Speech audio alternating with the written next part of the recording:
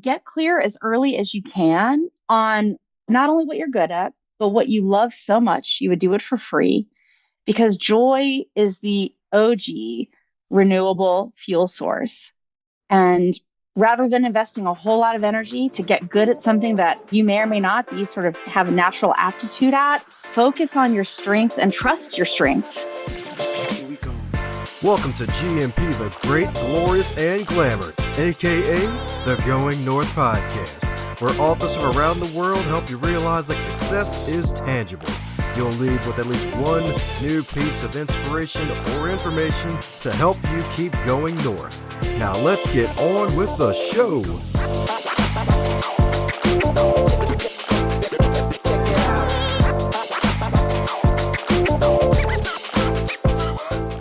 Today's podcast review highlight comes from Holly E.W. all the way from Great Britain, baby. That's right indeed, and her review is titled, Such a Fun Podcast. Even gave it a 5-star rating, and her review reads as follows.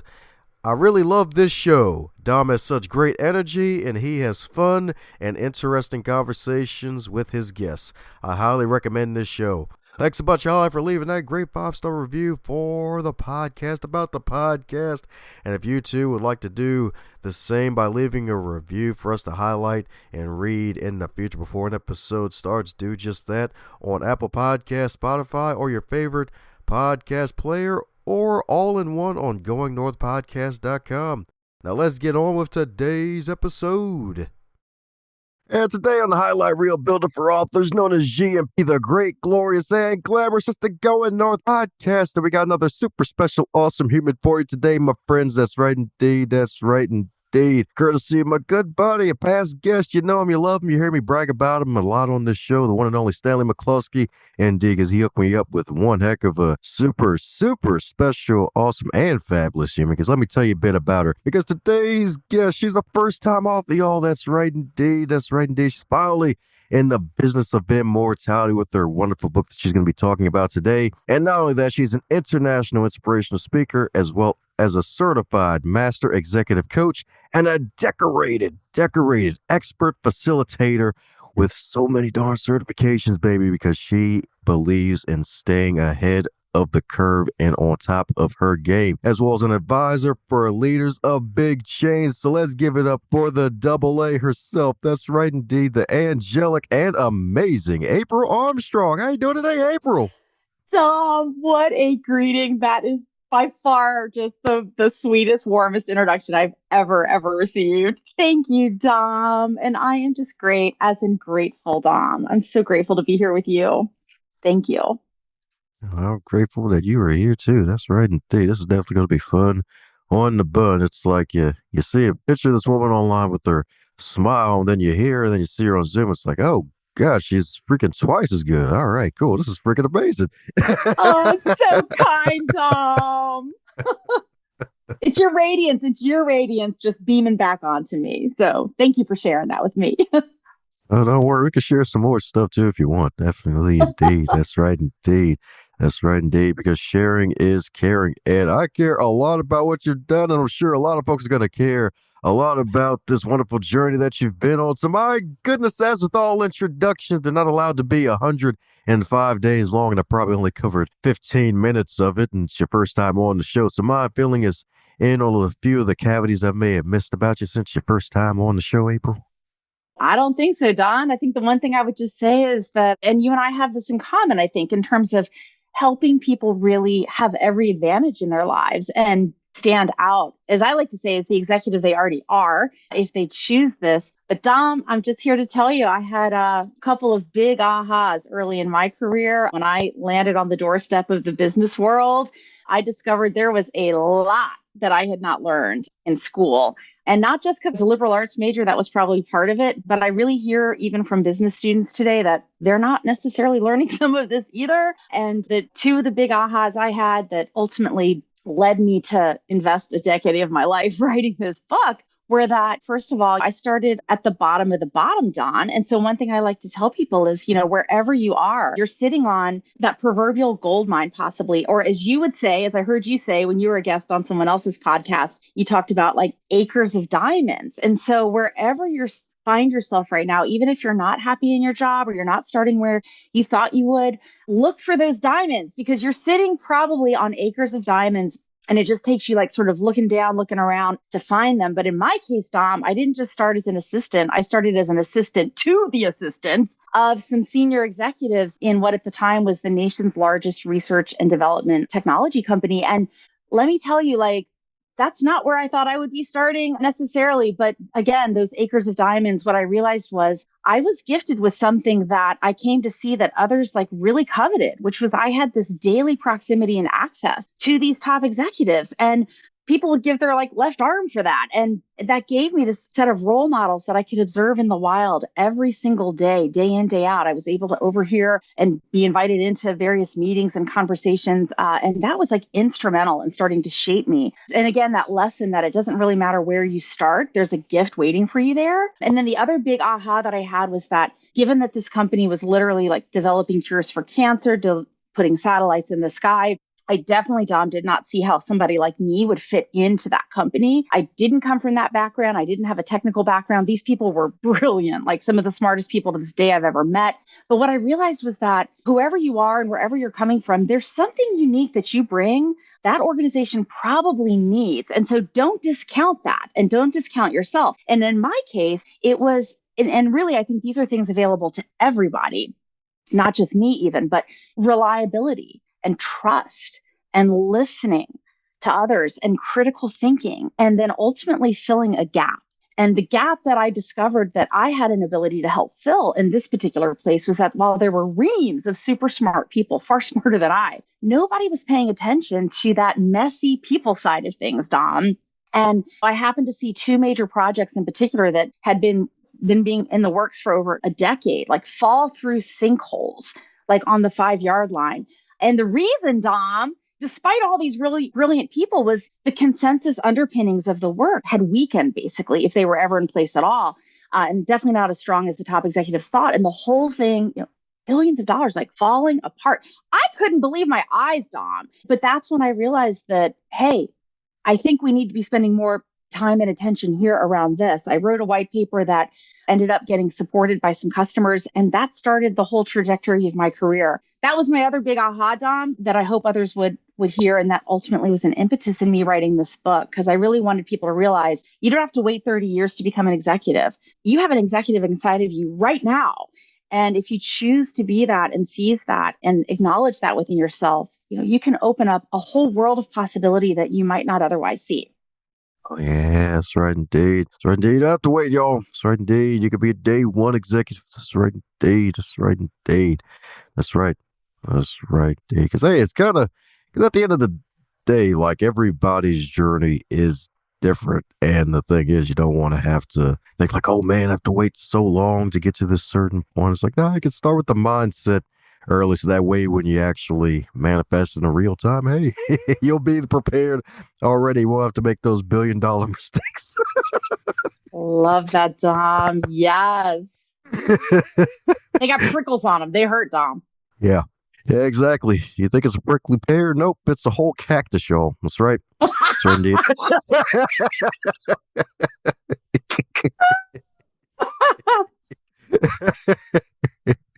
So my goodness, it's kind of funny too. It's like the cactus and the people and the whole classic hug a porcupine thing. So my goodness, so dealing with the people issue. So my goodness, what was probably the biggest thing that helped you to, I guess become a better people person, unless you always had this bubbly A1 personality?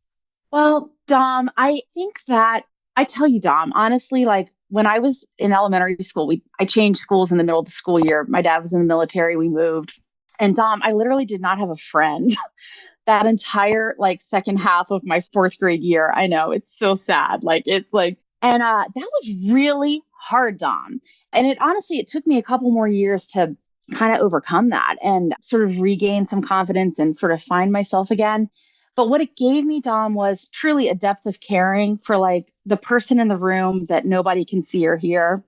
And I'm laughing actually because as we started our Zoom at first, I was not here. That's really kind of funny suddenly to me because I wasn't able to hear you and you were not seeing me.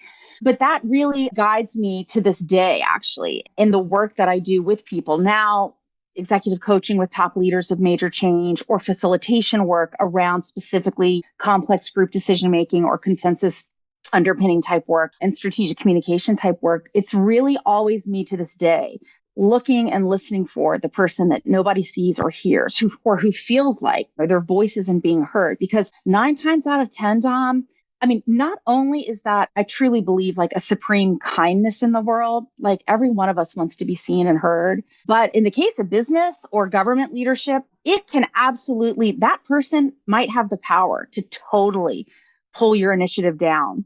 And if they feel excluded throughout that process, or they feel they've been mowed over or not listened to, they may not be the loudest voice in the room. Depending on how you're running the process, they may not even be a voice in the room, and they have a whole lot of power that you don't even see. And so actually, it's also pragmatic. In addition to being kindness, it's just pragmatic. And that's one of the biggest things I think that has shaped me as a leader around this people side of change stuff. No, you can say that again. Definitely say that again, indeed. Sorry about the fourth grade situation right there. That definitely can Oh, suck. you're so sweet, Dom. Thank you. But see, it was a gift wrapped in garbage, Dom. Oh, yeah. That's right, indeed. That's right, indeed. Just had to dig for it. Had to do a little dumpster diving. That's right. It may not look good or smell good, but there's a gift in there sometimes, Dom. That's right. And you can always shower it all off of certifications, right? Right? Come out shiny new. Oh, yeah. That's right, indeed. That's right, indeed. So, my goodness. So, the 10-year journey is finally manifesting into the final reality. You're finally joining the business of immortality. So, how's it feel? Day one executive, the book. It's finally happening. Oh my gosh. I really thank you for celebrating that with me, Dom, and for your support along the way. I really, really appreciate how you're so generous, Dom, with scores of people. I know you've done like 500 or more podcast interviews. So you are just creating those acres of diamonds, Dom, in the world. But it does feel great, Dom. It feels there's something about really the completion of a major project like that that is really, really satisfying.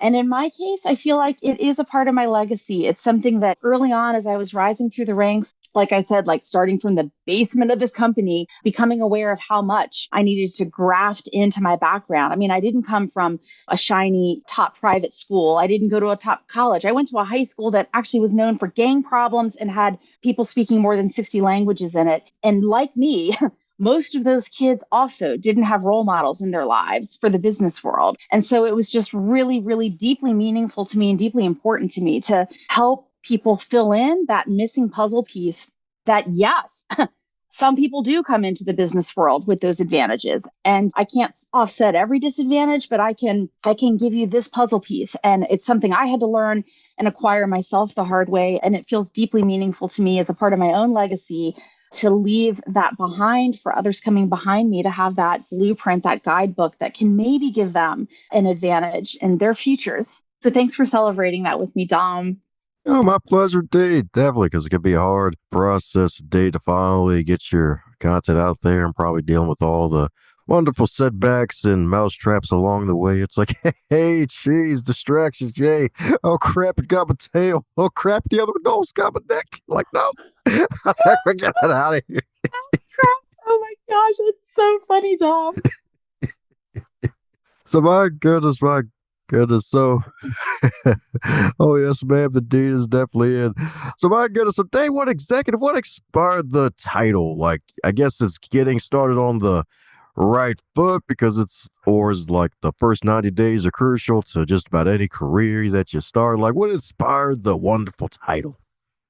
And by the way, the first 90 days is certainly another great book. But what inspired the title for me, Dom, was, and it did just come to me one day, that this idea that you don't have to aspire for a decade or more to ascend into the executive ranks. You don't have to wait for somebody else to promote you or acknowledge you as an executive. That when you look at all of the best executives, I mean, even over history, like Abraham Lincoln and Nelson Mandela, any walk of life, when you look at these music executives, creative executives, business executives, when you follow the breadcrumb trail all the way back to their earliest sort of selves, Dom, it's like there was an executive there at age 7. There was an executive there at age 14, at age 21. I had a great grandfather who had only a 6th grade education and jumped a train in the Great Depression at age 16 and rode out to the Midwest and ended up creating a business that became one of the top 2 fire brick companies in the country. He was an executive in the 6th grade that he never even got to finish, Dom, because of the Great Depression. It's like, and so this idea that we actually have that intrinsically within us if we choose it. Now, and however, as we enter into a professional world, whatever that world is, you do have to be somewhat recognized by others. And executives know other executives. They can sense them from their very being. And so this book, hopefully, is giving people the keys to showing up as the innate executive that they already are, but sort of allowing them to see, like, these are the attitudes and behaviors that other executives in the wild are looking for and will recognize. And if you demonstrate these attitudes and behaviors, you're going to get noticed and you're going to have more options, more opportunity than your peers. And you're going to be able to go towards your own dreams faster and with greater ease. And I want you to be able to demonstrate those on day one. Like I said, I don't want others to have the school of hard knocks for 10 years that I had to have to really sort of put all those things in place. I want them to see that playbook. And if they choose it, be able to show that on day one, make that great impression, show that on day one. And change the world, Dom, right? We need these young people. We need people really at any phase of life that feel that fire in them to be able to show up with the very best of themselves from day one. Oh, heck yeah, indeed. Heck yeah, indeed. So, my goodness, behaviors and attitudes. So, my goodness. So, what's one of them that folks should really keep in mind or display day one being an executive? Well, I think a key one, and this is even, I think, my first chapter, and the book is actually divided into 3 segments: result, relationships, and resilience. Because above all, as an executive, absolutely, you have to be able to get results. I mean, you can't just be a dreamer out there, right? Like, but you're not going to get those results if you don't also know how to develop and sustain long-term relationships that are mutually beneficial. And you're not going to go the distance, Dom, if you don't begin to demonstrate healthy resilience behaviors also from day one. That's going to be critical for you going the distance. But I would say, in terms of a key thing, if I was to pick one example of a behavior and an attitude, I would say it's demonstrating that your understanding of the driving force of the business that you're supporting. And by the way, everything's a business, whether it's a government organization, a nonprofit, or a for-profit entity, or you're an author, as we've discovered in our learning, everything is a business, right? So understanding the driving force behind that business and understanding the driving force in people. What is it that really makes people want to show up and give you their best? And the sooner you're able to, like, tune your tuner to that, like one of the things I love about your podcast name, Going North, it's this idea that really, I mean, probably throughout our lives, even, it makes sense for us to, like, put our compass back out there and sort of make sure, are we still going north? Or am I accidentally drifting, like, out to sea here, right? Like, gotta get that compass out every now and then and, like, kind of orient. And so similarly, you have to sort of make sure you're continually orienting to the driving force of the business, the organization, and its leaders and its customers. And that's a kind of an ongoing sensing exercise. But the sooner you do that and align everything you're doing to support that driving force, you're going to stand out.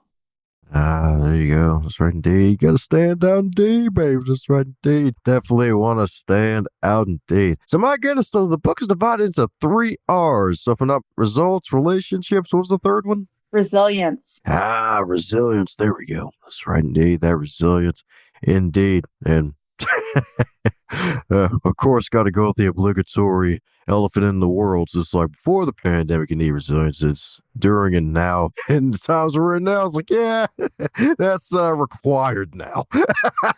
Isn't that so true, Dom? Oh my gosh, I just got, like, chills when you said that. Like, yes, boy, have we all been gifted, I suppose, some hard lessons in resilience and additional resilience, hopefully, for all of us through that experience. Ah, there we go. So what can we expect from the resilience section? Tom, I think it's a number of things. I think there's content in there that sort of invites, like, some reframing.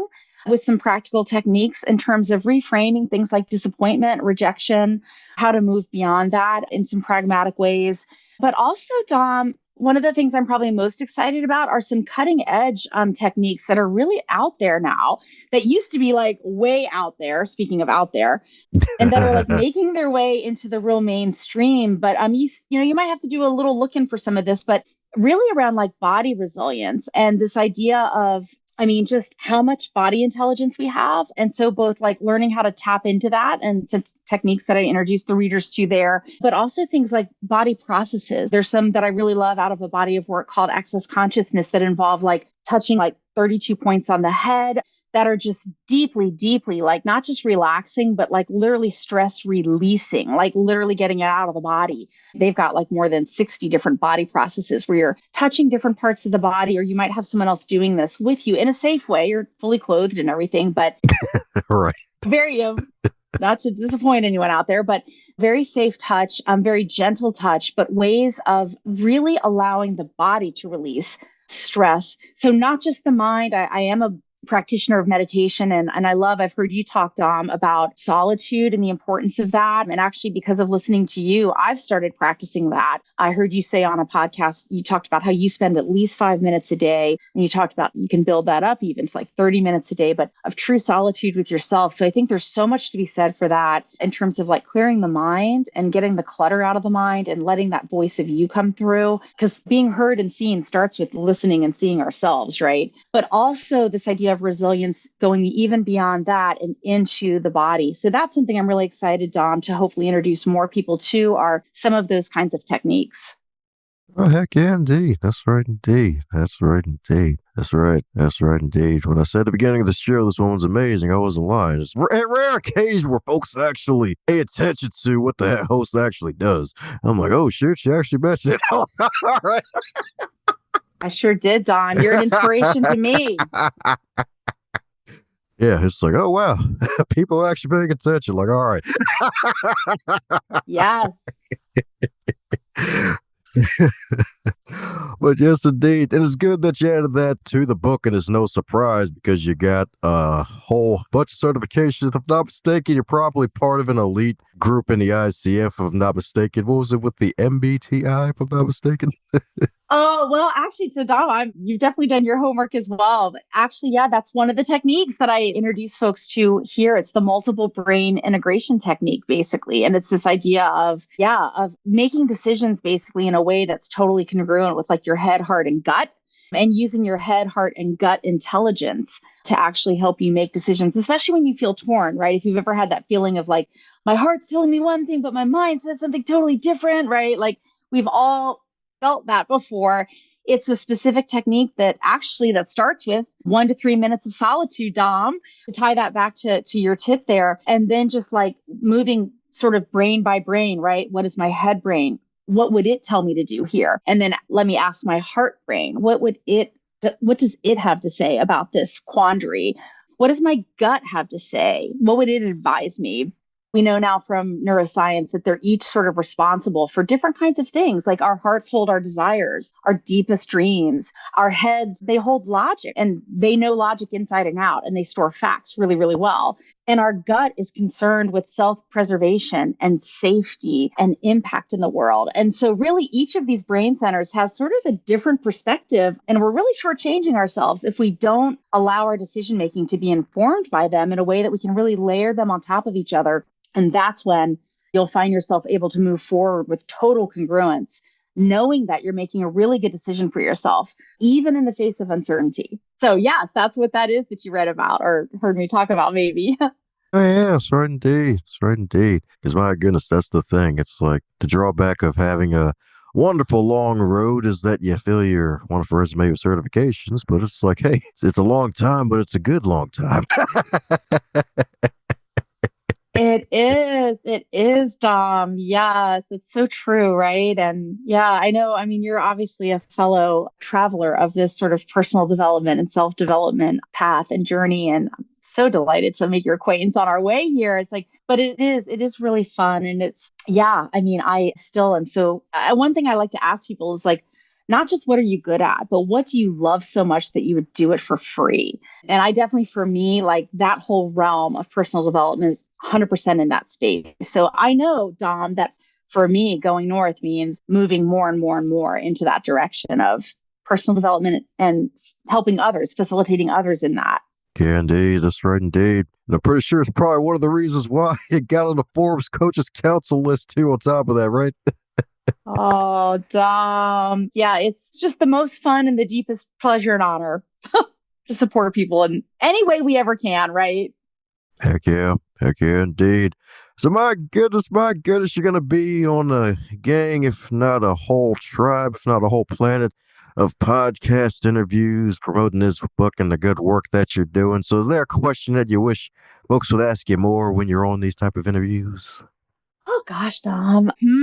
Well, a question I thought of with your specific podcast is, and I'd love to even hear your answer on this, is either here or when I hopefully one day will get to interview you on a future podcast of my own, but is how do you know when you are going north? Hmm. Okay. Wow. Okay. Yeah. Oh, you're waiting for me to answer, aren't you? How do you know when you're going north? Ain't nothing wrong with switching positions. Yeah, so for me, when I know I'm going north is definitely when I see progress happening, like with heck, even early in the development phase. Back in 2013, I would write down 5 different questions on 2 separate cards, like the 3 questions of what good am I going to do today? What can I share? And what must I do? And really, just one of them, I wanted to smile a lot more often because back in high school, of course, springtime of youth and puberty and all that smooth jazz and being around other kids who are still finding themselves, wasn't much of a smiler back then. And I decided to really develop more of a positive mental attitude and action through actually smiling more often. And more folks actually smiled back at me after a while. I was like, oh, wow, this is freaking amazing. Because I wrote down a smile is one of the things I would share more often. And it actually came back to me a lot more often. So yeah, definitely. So visible progress definitely is a sign of that you're truly going true north. Don, you are truly going true north because, like, literally in your backdrop says it all. But I mean, I think your whole body is like a smile. Your whole energetic presence is like a smile now. So it's not even just in your mouth anymore. It's like the whole presence is such a smile, and you do make people smile. I love that, though. I love that idea of, like you said, seeing the progress in a visible way. That's really cool, Dom. Yeah. I think for me, I would say I sort of alluded to this earlier, but I would say it's continuing to make sure I'm checking in with myself and not just sort of going along in somebody else's current, because I think that's what success looks like, or I think that I'm chasing security or something like this, but that really I'm sort of bringing myself constantly back to what am I really all about? And I've heard you again on other podcasts talking about something about what we're all sort of uniquely here to do and be. And so continually in the question with me of like, what is that, April? And then making rudder adjustments are needed to make sure I'm sort of getting back into that space. Because I'm easily carried away, Dom. I'm easily carried away by either other people's things, that the bright, shiny objects that, like, you know, I'm really good at that part of me that started out as an assistant. I'm really good at being an assistant to like other people's things. And so making sure I'm assisting my own dreams and desires. And then also, like, yeah, not getting carried away on that river of like fear and security and all of that, which can be a distraction, Dom, from your true north. That's right. It's true indeed. That's right indeed. That's right indeed. That's right indeed. So, my goodness, wonderful, fun question for you. So, if your wonderful book, The Day One Executive, if it were a food, what would it be and why? Dom, I gave this some thought because I've heard you ask this question before. And it's I have to say it's a unique question. I've never heard this question asked by anybody else. This is the unique Dom bomb right here. I would say, Dom, in my case, it would be my Uncle Bill's gumbo. And the reason, Dom, have you ever had gumbo, Dom? I mean, is it not just like the yummiest thing? Like, if it's really well done, it is like, oh my gosh, it is so good, right? And if you're fortunate enough to be from New Orleans or Louisiana, like, you probably have a killer gumbo recipe that was passed down to you from your family. Like, it's gold, right? But otherwise, Dom, if you want gumbo, you're looking into your basic cookbook and you're just making the run of the mill, mediocre gumbo that like everybody else is making. It ain't special, Dom. So the thing is, though, like your gumbo might taste okay, but it's not going to stand out. And basically, my Uncle Bill was not from New Orleans, but what he did was like he devoted himself like over 15 years to creating this gumbo that like took advantage of like people were willing to share their secrets with him, basically from New Orleans. And he would never tell anybody the recipe to them. But one day, Dom, he finally but everybody raved about it. I mean, it was known throughout like his whole like town of Eufaula, Alabama. But one day, Dom, he sat me down and he let me type his recipe out, basically. He gave me that secret, right? And I'm now able to replicate that gumbo that is just, it represents the best of all these people from New Orleans, like every walk of life that he had interviewed to create that gumbo recipe. And I feel like that's my book, Dom, is like I'm asking all these people from all these different walks of life who have made it into the executive ranks what their secrets are. Because I didn't come from a family where that was passed down to me necessarily. I didn't have that recipe for success in the corporate world handed to me. And so my hope is that for other people who are also in that situation, they're going to open that book and they're going to both think about my Uncle Bill's gumbo recipe and they're going to have those secrets to success for themselves. That's right indeed. Have a wonderful secret right there. That's right indeed. That's right. That's right. I knew she was a beautiful package of more ways than one. She's even got secret family recipes. That's right indeed. And she's still alive, so she wasn't killed after told the secret. So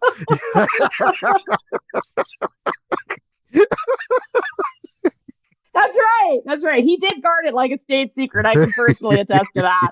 The NSA could learn a few things from him. And I'm pretty sure it ain't just the National Speakers Association. That's right, indeed. The other one, that government one, where folks stay hidden. Even if they're the janitor there, they're all hidden. The only government agency that truly listens. Just joking. Funny tagline I heard once. Well, it's true. That's right. Big brother and sister. You love to see it. Depending on who you are. All a family. All a family. Oh, man. Well, before another rabbit hole appears, we're coming down to the magical question that every guest gets to receive. And that is if you don't wake up tomorrow and you're at 25 again, but still in 2023, what advice would you give to yourself? Dom, I would probably say what you and I chatted on a bit earlier, and that is to get clear as early as you can on not only what you're good at, but what you love so much, you would do it for free because joy is the OG renewable fuel source. And rather than investing a whole lot of energy to get good at something that you may or may not be sort of have a natural aptitude at, focus on your strengths and trust your strengths and really work at getting better at the things that truly bring you the most joy. I once heard Angela Duckworth say that she defined talent as the rate at which we get better at something when we try. And so when you notice that you are somebody that like gets better fairly quickly, when you invest effort, right? It's not a magical thing, but when you invest effort, you notice that progress that you were talking about earlier in the case example you gave, like go with that, build on that. There is gold at the end of that rainbow for you. Yes, indeed. It's going at the end of the rainbow for you, indeed, y'all. That's right, indeed. That's right. It may not even be a whole pot. It may be a whole city. That's right, indeed. That's right, indeed. That's right, indeed. Oh, yeah. That's right, indeed. It may be bigger than you think. That's right, indeed. Name of the game, go for that big. That's right, indeed. That's right, indeed. So, my goodness, so speaking of a whole pot, if not a whole town of gold, I know you got a whole town of gold with your content that you're putting out there, and folks need to stay in contact with you and your journey. So, for those who need to do just that and buy a bunch of copies of your book and share it with others, what's the best way for folks to do so? I would say at this point, probably like following me on Facebook or Instagram or LinkedIn in the corporate and government world. That's probably the best way. Got websites and all that. But I think if you just check me out there, if you like what you see, I'd love to have you follow and support. Let me know how I can support you. Woohoo! That's right indeed. You will no longer be the white shirt, y'all. You will not be assistant to the assistant manager, y'all. That's right indeed. You'll be full executive. That's right indeed. With April's advice. That's right indeed. That's right. The double A's got some double A for you. To charge your career forward, baby. I love it, Dom. Oh my gosh. That's right indeed. And Dom, again, like you have the best laugh I think I've ever heard. So that's definitely another one of your talents of many, Dom. Thank you so much for this great gift of time with you this morning and just really love everything you're putting out into the world. You are such a positive force for good in the world, Dom. Thank you for being you. Oh, thank you too. That's right indeed.